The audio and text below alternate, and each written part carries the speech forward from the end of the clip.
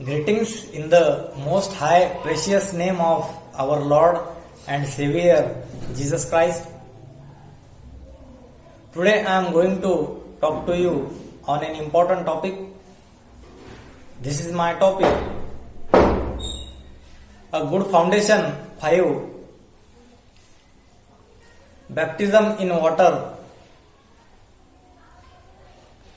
One of the last things Jesus commanded his disciples before ascending up to heaven was to go and make disciples, baptize them in the name of the Father, Son and Holy Spirit, and teach them to obey everything that he had commanded.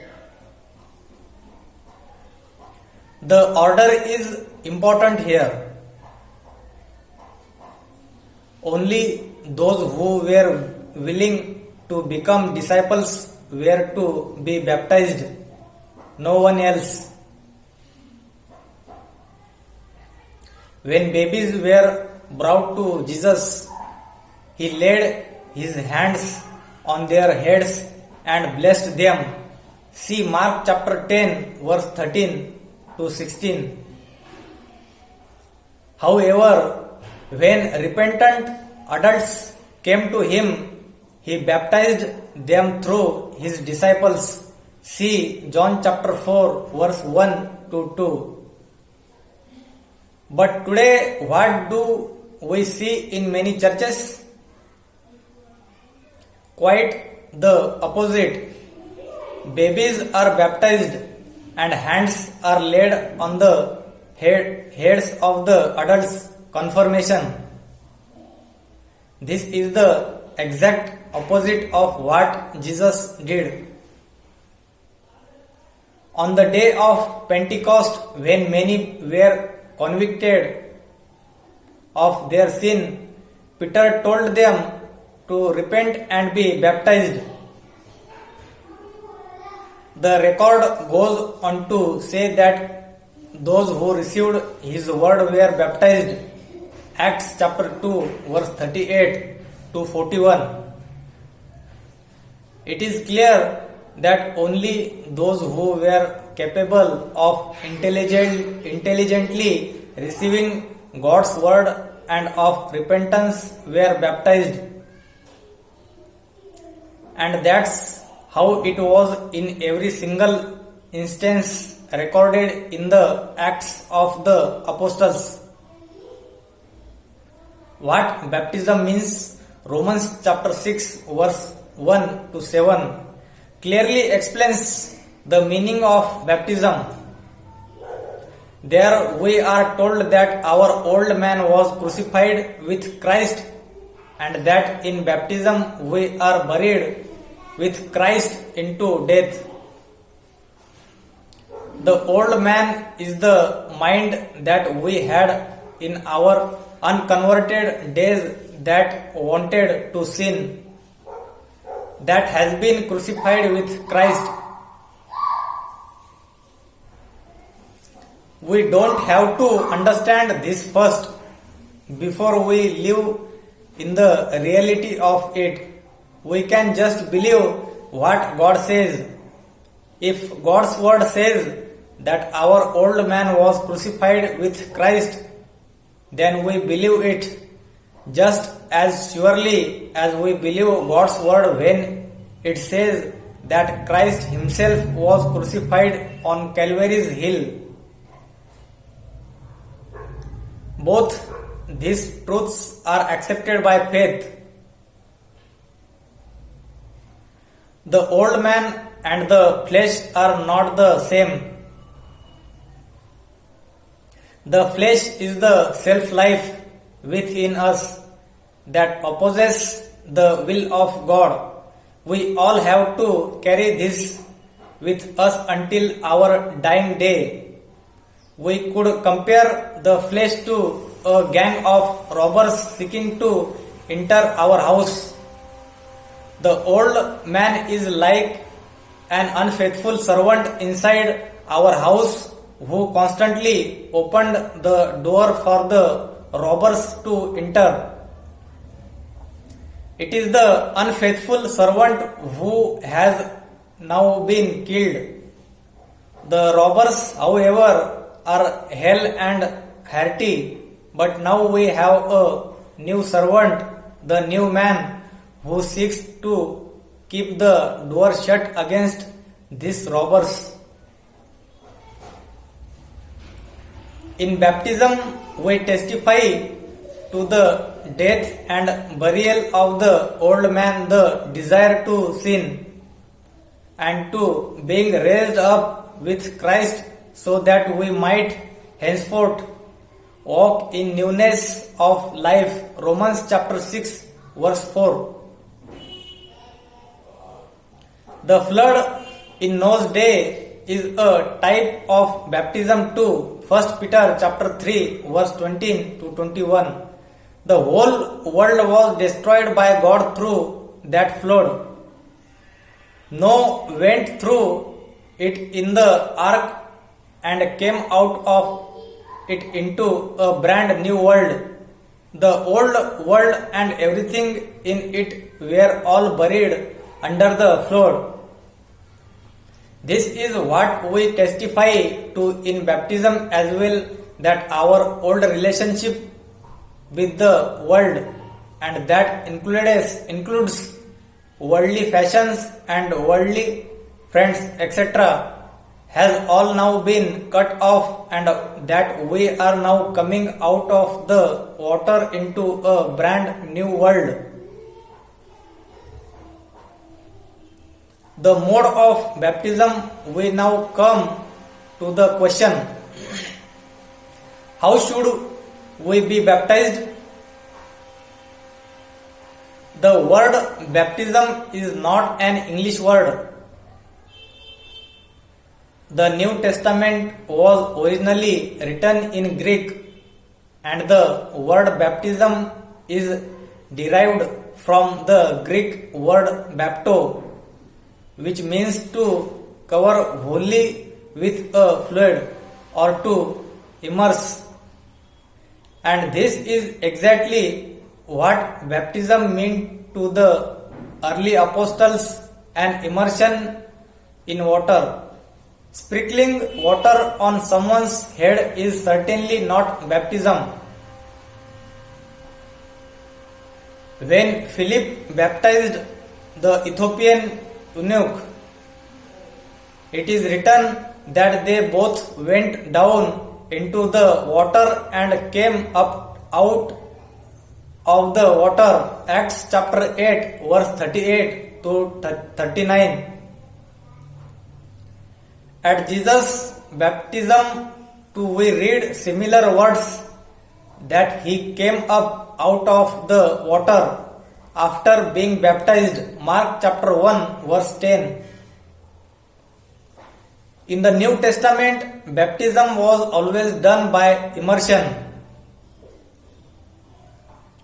Since baptism is a burial, it is obvious that only immersion can typify that accurately. For after all, we don't bury people by sprinkling sand on their heads, but by putting them under the ground completely.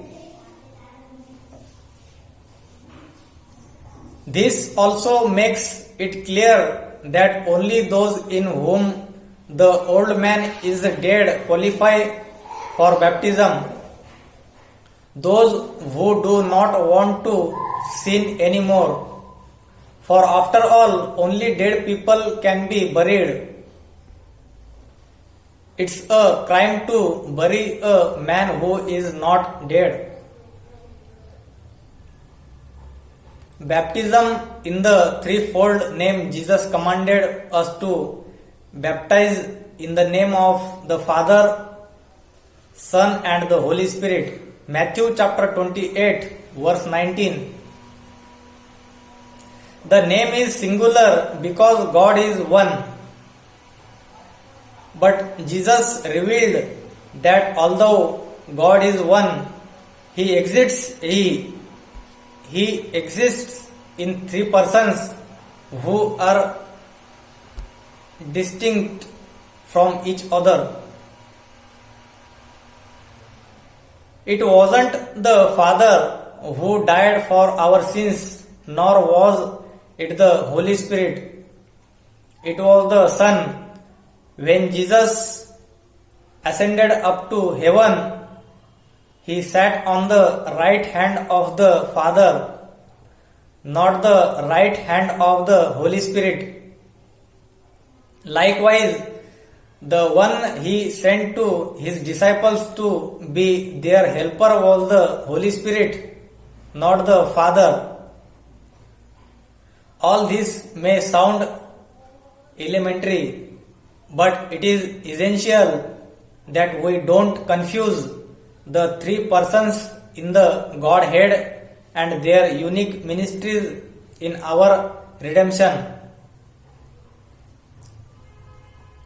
In the Acts of the Apostles, we read again and again that the apostles baptized people in the name of Jesus Christ.